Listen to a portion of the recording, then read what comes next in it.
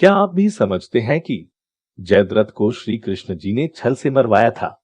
अगर आपका जवाब हाँ है तो इस वीडियो को पूरा देखेंगे तो पता चल जाएगा कि सत्य क्या है। आज का वीडियो जयद्रथ के वध पर है।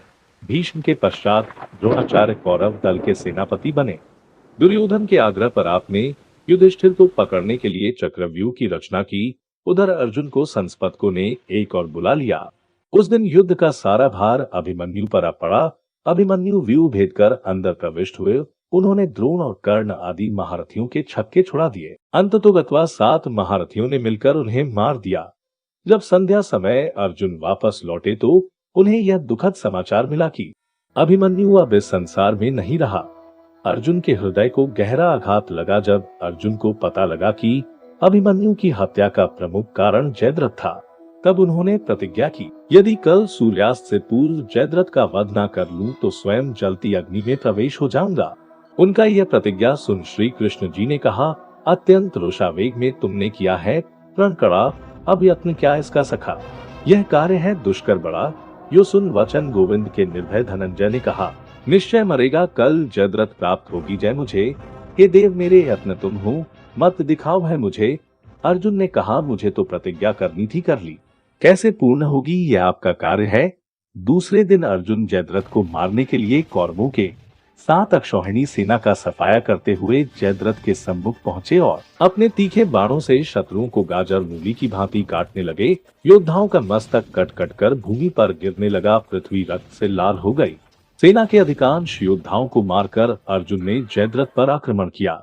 जयद्रथ ने भी वीरता पूर्वक युद्ध करते हुए श्री कृष्ण और अर्जुन को घायल करके एक बाण से अर्जुन का ध्वज को बींध डाला। अर्जुन ने तुरंत ही जयद्रथ के ध्वज दंड को काट डाला। इसी समय सूर्य को तीव्र गति से अस्ताचल की ओर जाते देख श्री कृष्ण ने अर्जुन से कहा, हे महाबाहु पार्थ सिंधुराज, जयद्रथ प्राण बचाने की इच्छा से भयभीत होकर खड़ा है और उसे 6 महारथियों ने अपने बीच में कर रखा है। इन 6 महारथियों दुर्योधन, कर्ण, वृषसेन, मदराज शल्य, अश्वत्थामा और कृपाचार्य को परास्त किए सिंधुराज को बिना माया के जीता नहीं जा सकता है। मैं सूर्यदेव को ढकने के लिए कोई युक्ति करूंगा जिससे अकेला सिंधुराज ही सूर्य को स्पष्ट रूप से अस्त हुआ देखेगा। हे अर्जुन, वैसा अवसर आने पर तुम उसके ऊपर प्रहार कर देना। तुम ये मत समझ लेना कि सूर्य अस्त हो गया है। तब योगी योग युक्त योगेश्वर श्री कृष्ण ने सूर्य को छिपाने के लिए अंधकार की सृष्टि की और सूर्यदेव अस्त हो गए। सूर्य के अस्त हुए देख और कौरव दल के योद्धा हर्ष मग्न हो गए। कौरव सैनिकों को सूर्य दिखाई नहीं दे रहा था, केवल जयद्रथ को यह दिखाई दे रहा था कि अभी सूर्य अस्त नहीं हुआ है। राजा जयद्रथ बार बार मुंह ऊंचा करके सूर्य की ओर देख रहा था। जिस समय जयद्रथ सूर्य की ओर देख रहा था तब श्री कृष्ण ने अर्जुन से कहा, अर्जुन इस समय जयद्रथ तुम्हारा भय छोड़कर सूर्य की ओर देख रहा है। इसके वध का यही अवसर है। तुम शीघ्र इसका मस्तक काट डालो। श्री कृष्ण के ऐसा कहने पर अर्जुन ने अपने भीषण बाण वृष्टि द्वारा कौरव महारथियों को घायल कर जयद्रथ पर आक्रमण किया और अपने एक तेजस्वी बाण से सिंधुराज का सिर काटकर बाज के पक्षी के समान उसे आकाश ले उड़ा। अर्जुन के द्वारा जयद्रथ के मारे जाने पर श्री कृष्ण ने अपने रचे हुए अंधकार को समेट लिया।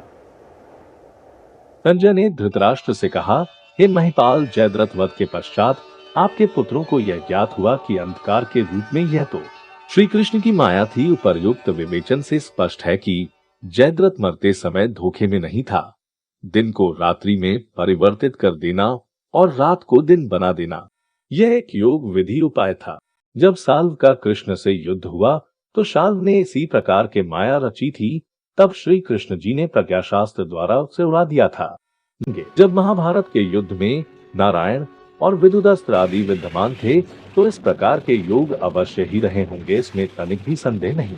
द्वितीय महायुद्ध में हिटलर ने भी कई बार ऐसा प्रयोग किए थे जिनमें दिन में अंधकार छा जाता था। ऐसा प्रतीत होता है कि रात्रि हो गई, परंतु थोड़ी देर में फिर सूर्य चमकता दिखाई देता था। अतः इस घटना में असंभव कुछ नहीं। योगेश्वर कृष्ण जी की नीति और युद्ध कौशल का एक उदाहरण है।